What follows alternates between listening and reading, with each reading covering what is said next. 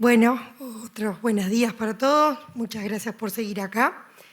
Y bueno, yo les voy a estar comentando muy rápidamente. No, porque siguen acá. Los resultados. Ahí se ve. Bueno, el periodo evaluado del proyecto comenzó en el año 2019. Entonces se evaluó el ejercicio 19-20, el 20-21 y 21-22. Como saben, los ejercicios agrícolas no coinciden con el ciclo productivo, entonces yo les voy a presentar en realidad los datos en la parte reproductiva, sobre todo de 4 años. Incluso tenemos datos un poco más antiguos, no los quise poner acá porque después, bueno, fuimos ajustando cosas. En lo que refiere a los indicadores físicos, esto es una tabla resumen de ya lo que Juan Pablo les ha estado comentando, con algún dato extra. La superficie, vieron que son 57 hectáreas, con el 87% del área mejorada intensiva. Los animales encarnerados promedio en los 3 ejercicios fueron 306, con ovejas y corderas. Cuando yo digo ovejas también me refiero a las borregas, no hago la diferenciación nunca. Y animales encarnerados por hectárea era de 5,3. ¿no? Ahí vemos 2 diferentes cargas, una de noviembre y otra de junio. La de junio porque es la clásica, digamos, que se toma como referencia del ejercicio, donde era unas 0,8 unidades ganaderas por hectárea. Y la carga de noviembre es como la carga más exigente del año, donde están todas las ovejas paridas, con los corderos al pie ya engordando, que eran 1,6 unidades ganaderas por hectárea en promedio. ¿no? Luego tenemos lo que son la performance reproductiva en ovejas, donde está presentado la fertilidad, las ovejas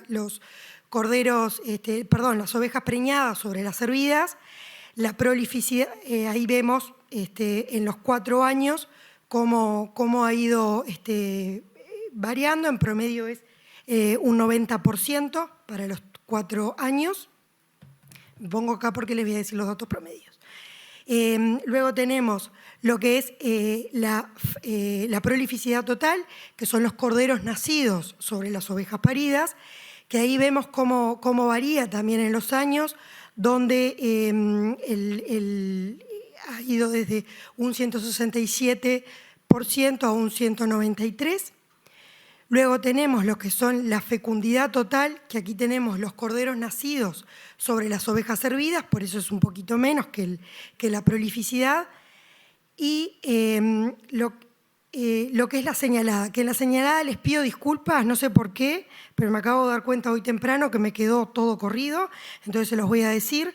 En el año 2019 la señalada fue el 98%, ahí tuvimos una gran pérdida de corderos, sobre todo por predación. Todavía no teníamos instaladas lo que eran las mallas y la verdad que se murieron muchos corderos por esa causa. En el 2020 la señalada fue del 141%, ven que está corrido, los últimos años no me quedó. En el 2021 fue del 136% la señalada y en el 2022 fue de 120%.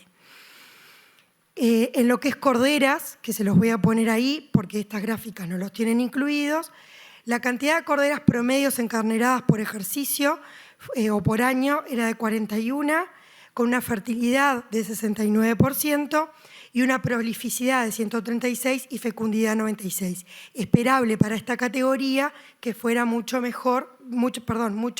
inferior a lo que son las ovejas adultas. En lo que refiere a los corderos logrados, tenemos en esta barra los corderos potenciales, los que están gestando las ovejas por ecografía. Luego tenemos los corderos realmente nacidos, ahí tenemos una serie de pérdidas, y luego los corderos señalados.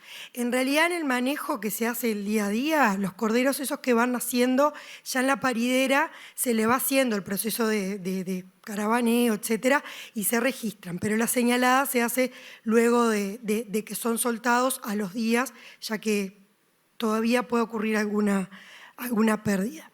Y bueno, ven que existen pérdidas entre los potenciales y los señalados, y el M-Pico también formó parte de un proyecto de pérdidas reproductivas que se llevó a cabo.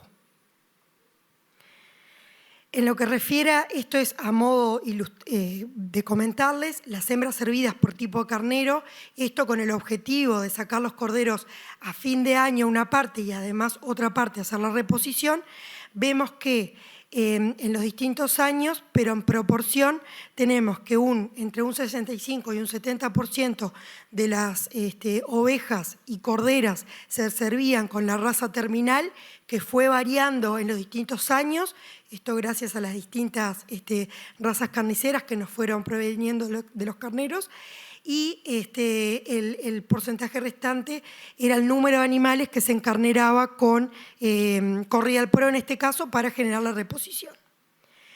Y bueno, ahora viendo un poco los productos y algunos coeficientes. Los kilogramos de peso vivo vendido en promedio fueron de 263 kilos por hectárea, donde el 78% representaba, era producto cordero, eran categorías jóvenes, y el 22% era de adulto, lo que provenía de esa carne. En producción de lana se generaron 23 kilos promedios por hectárea de producto lana, con un micronaje que obviamente se midió de 30,7. Solo se esquilaban las categorías adultas y las corderas que se encarneraban, todo el resto no se esquilaba. El número de corderos vendidos fue en promedio de 345 corderos, donde el porcentaje de corderos vendidos antes de enero era del 32%. ¿Por qué puse este indicador? Porque en realidad el momento crítico que tiene el módulo que Juan Pablo mostraba en tema de salud de pasturas y de nutrición es el verano. Entonces nosotros queremos lograr sacar la cantidad de corderos, la mayor cantidad de corderos que podemos antes de enero, o sea, fin de año.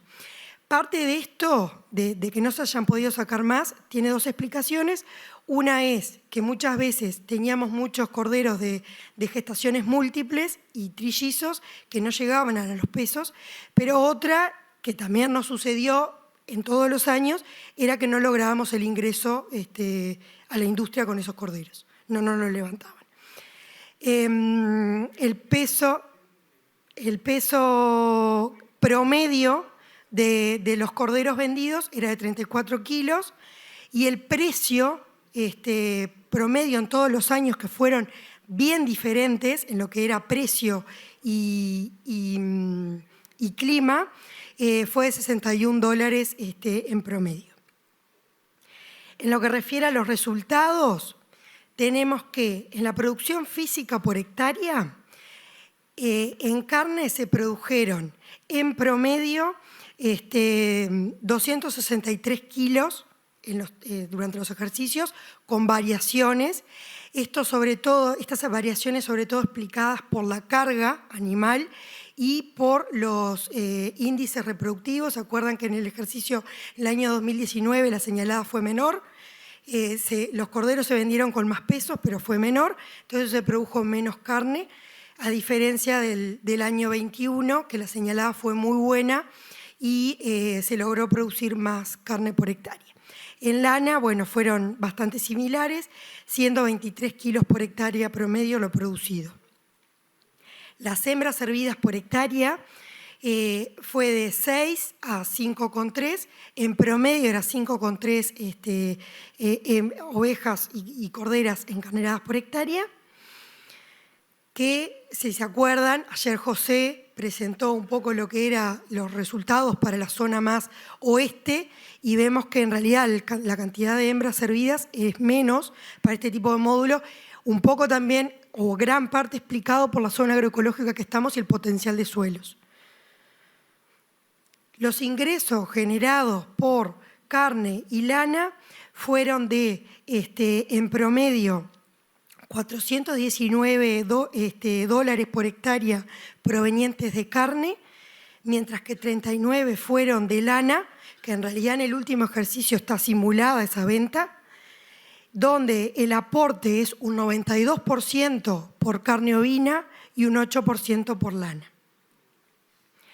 En los costos de producción, allí tenemos que los costos promedios de producción para estos 3 ejercicios fue $351 por hectárea, donde vemos que en el ejercicio 2019-20 fue de 305 y en el 21-22 de 415. Eso también está un poco explicado por la suba de los insumos de este último año, y que este módulo tiene un 75% de ese costo proveniente de alimentación y pasturas. Y la relación insumo-producto, pese a que subieron los costos, pero también subió lo que es el ingreso, fue bastante estable en 0,77. Así que bueno, esos eran un poco los resultados que les quería comentar con más números. Y los dejo con Santiago, que les va a hacer la parte de la investigación que él realizó. Bueno, buenos días a todos. En realidad no sé si soy la frutilla de la torta o el bizcochuelo, pero bueno, voy a tratar de presentarles un poco lo que fueron los resultados de uno de los objetivos del proyecto, que era justamente caracterizar la calidad del producto en términos de algunas características de la canal y la carne. Como bien decíamos anteriormente en el video, y los compañeros que me precedieron, teníamos 2 productos que surgían de este módulo: un cordero de 4 meses que se vendía en fines de diciembre, o si no teníamos entrada en diciembre, principios de enero. Aquellos que no lograban alcanzar los pesos requeridos y las condiciones corporales se vendían hacia fines de marzo. Y de alguna manera esos productos fueron contrastados o comparados con lo que podría ser un cordero pesado tradicional de unos 12 meses, proveniente de una raza doble propósito. Un poco los resultados que hallamos en este proyecto en cuanto a lo que fue el rendimiento de la canal y el espesor de tejido subcutáneo medido, como ayer vimos con Hopkins, en el punto GR, que es sobre la 12ª costilla, a 11 centímetros de la línea media del animal, y ahí se mide el espesor total de tejido, que no es solo grasa, pero esa medida de espesor está altamente correlacionada con el nivel de engrasamiento total que tiene la canal. Y ahí, como ven, hubo un mayor rendimiento y mayor espesor de tejido subcutáneo medido en ese punto en los corderos súper precoces que en los precoces y los tradicionales. Recuerden que los tradicionales no surgen de este módulo, pero de alguna manera lo teníamos como un testigo o un control, ¿no? En lo que tiene que ver con el peso, el calibre de los cortes valiosos y cuánto representaban esos cortes valiosos del total de la canal, en este caso tenemos las piernas sin hueso, fue más pesada y representó una mayor proporción de la canal en los corderos tradicionales de 12 meses. En lo que tiene que ver con el French Rack, que tal vez sea el corte de mayor valor de la canal de un cordero, este corte fue más pesado y representó una mayor proporción en los corderos superprecoces y precoces respecto a lo que era un cordero pesado tradicional. Y por último tenemos lo que era el corte del bife ovino, en donde representó una mayor proporción de la canal en el cordero, en este caso tradicional, respecto a los corderos más precoces, ya sea el de 4 meses o el de 7 meses. Bueno, rápidamente vamos a ver acá. Acá la idea es presentarle los grandes resultados de lo que fue esto, por una cuestión de tiempo. Y acá una de las determinaciones que se hicieron fue medir la fuerza de corte. Como ustedes saben, y ayer hablaba Hopkins, la fuerza de corte es una estimación de lo que puede ser la terneza de la carne. Es una medida instrumental que se hace. Y recuerden que esta carne fue madurada 7 días y 14 días. Estas mediciones que les voy a presentar yo, los resultados, es de la carne que fue madurada 7 días. Esta carne de los corderos, hay que decirlo, y como ustedes lo pueden ver ahí en el recuadro, madurada 7 días, arrojó valores realmente que hablan de carne tierna o muy tierna en todos los casos, incluyendo el cordero tradicional. Un poco lo que se sabe es que justamente la maduración, lo que hace principalmente en la carne, aparte de tener otros cambios bioquímicos que produce la maduración de la carne, es justamente esa tiernización que se produce por la actividad enzimática que hay en la carne. Luego, lo otro que se midió es el color instrumental, es una medida objetiva de color con un colorímetro y se evaluaron 3 parámetros, el L, que es la luminosidad, la intensidad de rojo, el A, y B, la intensidad de amarillo. Y esto un poco está alineado con lo que se ha encontrado en otros países, y es que la carne del cordero tradicional de 12 meses fue menos luminosa, ¿no? Generalmente el color, ¿por qué es importante? El color es importante porque es la principal característica sobre la cual el consumidor basa su decisión de compra. Generalmente cuando vamos a una carnicería o al supermercado, ¿en qué basamos nuestra decisión de compra? Generalmente es en el color que tiene esa carne, también el color de la grasa, pero principalmente el color de la carne. Por eso la importancia. Entonces, esta menor luminosidad de los corderos tradicionales podría estar explicada, aunque no lo medimos concretamente, en un mayor contenido de mioglobina, que es la principal, es una proteína que transporta el oxígeno entre la célula muscular, que es la principal responsable del color de la carne. Luego, lo otro que se midió fue el contenido de grasa intramuscular de esa carne, no solo el contenido de esa grasa intramuscular, sino también lo que era el perfil de ácidos grasos, ¿no? Y ahí lo que observamos, un poco también alineado con lo que se ha encontrado en otros lados, y lo que dice la literatura es que justamente el cordero superprecoz presentó una mayor proporción de ácidos grasos poliinsaturados y una mejor relación de poliinsaturados saturados que los otros tipos de corderos, lo que estaría alineado de alguna manera con lo que sería una carne más saludable, ¿tá? Porque lo que decíamos nosotros es los omega 3 y omega 6 son ácidos grasos poliinsaturados y justamente los omega 3 son los que en una dieta saludable queremos incrementar. Y por último, comentarles acá en esta diapositiva que lo otro que se midió fue el contenido de vitamina E. ¿Por qué se midió el contenido de vitamina E? No porque la carne sea fuente de vitamina E. Ahora vamos a ver una charla próximamente, el doctor Ali Sadún, de qué fuente la carne, de qué nutriente es fuente. Pero se midió el contenido de vitamina E porque, como ustedes saben, la vitamina E tiene importantísimas propiedades antioxidantes. Entonces queríamos ver si, y esa vitamina E está en la pastura. Y lo que encontramos es un poco lo que, como les digo, también se ha reportado en otros países, es que aquellos animales que pastorean por un corto periodo de tiempo o no tienen acceso a la pastura presentan menores niveles de contenido de vitamina E que aquellos animales que sí pastorean.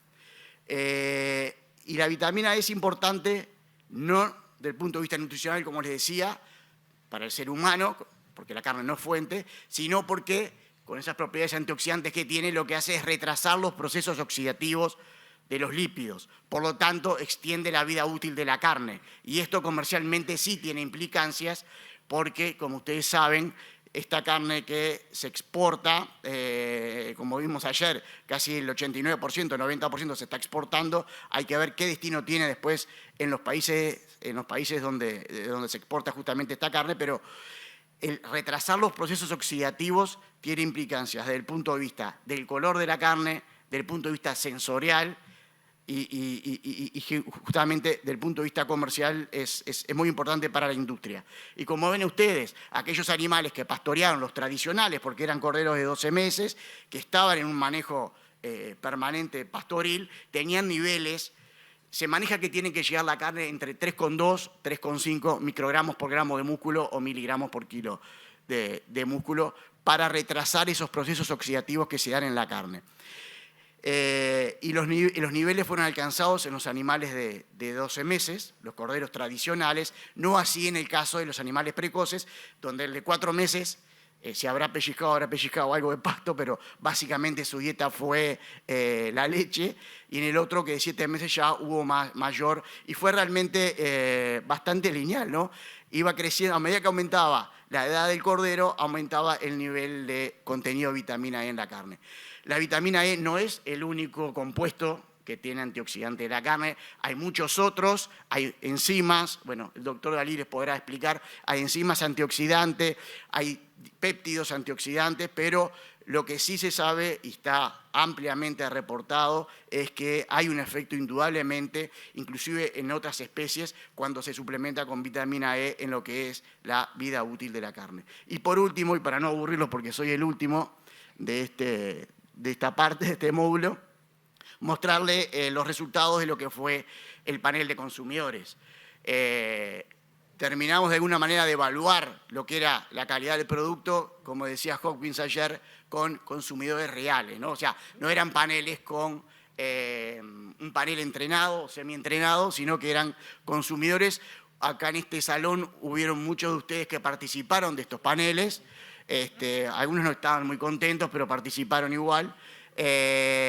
Lo que se maneja es que para hacer un panel se requiere al menos unas 100, 120 personas para que los resultados de esos paneles sean de alguna manera confiables, publicables en algún lado, porque si no las conclusiones pueden ser un poco erráticas. Y bueno, lo que se les pedía a los consumidores era que evaluaran 3 características: la terneza, el sabor y aceptabilidad global de la muestra de carne que se le presentaba, en una escala hedónica que iba desde me gusta muchísimo a me disgusta muchísimo, de 8 puntos, y ahí tenían que marcar cada una de esas muestras que se les presentaba, según cómo era su valoración, a qué correspondía. Y lo primero que quiero destacar es que los 3 tipos de corderos, los 2 que surgían del módulo, el de 4 meses, el de 7 meses, como así también el tradicional de raza doble propósito, los 3 tipos de corderos fueron valorados positivamente. ¿Qué quiere decir esto? Que al menos los consumidores dijeron que era me gusta, al menos era me gusta. De ahí hacia arriba, ¿no? Era un 4 o era un 3, un 2 o un 1. En cuanto a las 3 variables o las 3 características que se le pedía que valoraran. No obstante, sí hubo diferencias significativas y el cordero súper precoz mostró una mejor valoración. O sea, dentro de lo positivo fue más positivo valorado y fue al menos valorado como me gusta bastante. ¿Ah? Y ya termino, moderador, no se ponga nervioso. Y las consideraciones finales es que a pesos de faena similares, acá se manejaron pesos promedio de los lotes, nosotros buscábamos, cuando iban a faena, eran 30 corderos por grupo, que fueran corderos, y buscamos la punta, ¿no? Que fueran corderos de alrededor 37 a 38 kilos para cada uno de esos grupos. A pesos de faena similares, a excepción del color de la carne, como lo mencioné anteriormente, particularmente lo que es la luminosidad de la carne y el contenido de vitamina E, si bien hubieron algunas diferencias estadísticas en algunas otras variables, desde el punto de vista práctico comercial, realmente no tienen mucha significancia, ¿verdad? No obstante, esto es un primer estudio, habría que seguir profundizándose. Lo bueno de todo esto es que está bastante alineado con lo que también se ha investigado en otras partes del mundo, en donde se ve en general que hasta 12 meses de edad del animal, las variaciones que puede haber en algunas características de calidad de carne, salvo estas que yo les menciono, la del color no es tal vez tan menor porque puede tener implicancias en cuanto a lo que puede ser la elección del producto por parte del consumidor o el contenido de vitamina E asociado a la vida útil. En realidad, las otras características, como se dice vulgarmente, no mueven mucho la aguja. O sea, estamos hablando en todos los casos de un producto, entre comillas, de muy buena calidad y como se habló en la jornada de ayer, es un producto de calidad y que estaría en condiciones de ser vendido en los mercados más exigentes. Así que voy dejando por acá y creo que ahora va a venir la instancia de preguntas.